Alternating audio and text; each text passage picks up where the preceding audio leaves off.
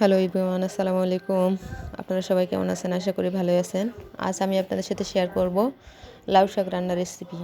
অনেকে অনেকভাবে রান্না করে, তো আমি যেভাবে রান্না করি সেটাই আপনাদের সাথে শেয়ার করব। তো প্রথমে আমি এই যে লাউ শাকগুলো কেটে সুন্দর মতো পরিষ্কার করে ধুয়ে নিচ্ছি। তো লাউ শাকগুলো রান্নার জন্য আমি যে এখানে পেঁয়াজ কুচি করে নিচ্ছি আর কাঁচামরিচ।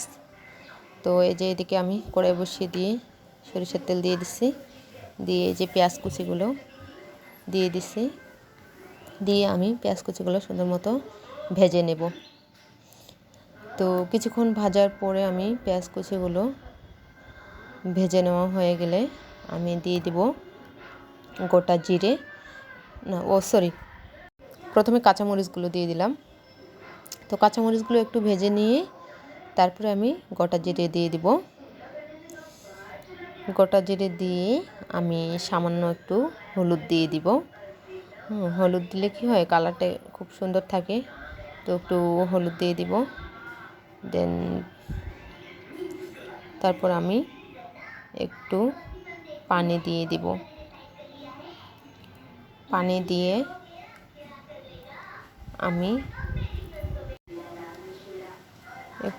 দিয়ে আমি নেড়েচেড়ে একটু রসুন বাটা আর একটু আদা বাটা দিয়ে দিব,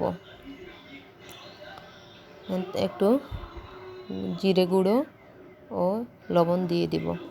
দিয়ে আমি সবগুলো নেড়েচেড়ে ঢাকনা দিয়ে দিব, দিয়ে ব্লক আসা পর্যন্ত অপেক্ষা করব।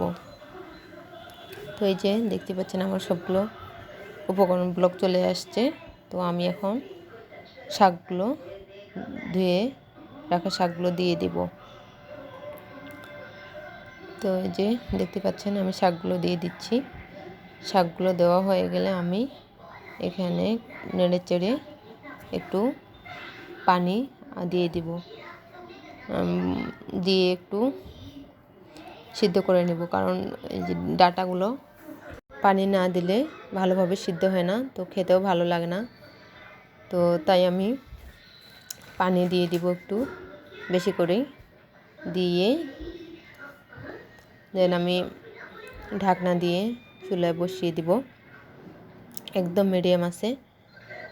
তো এই যে 20 মিনিট পর আমার শাকগুলো রেডি হয়ে গেছে। আমি হালকা একটু ভেজে নিচ্ছি। তো আপনারা কীভাবে শাক রান্না করেন অবশ্যই কমেন্ট করে জানাবেন। আর আমার শাক রান্নার রেসিপি যদি ভালো লাগে অবশ্যই লাইক কমেন্ট শেয়ার করে দিবেন।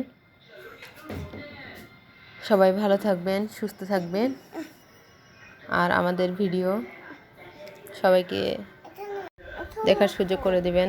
আল্লাহ হাফেজ।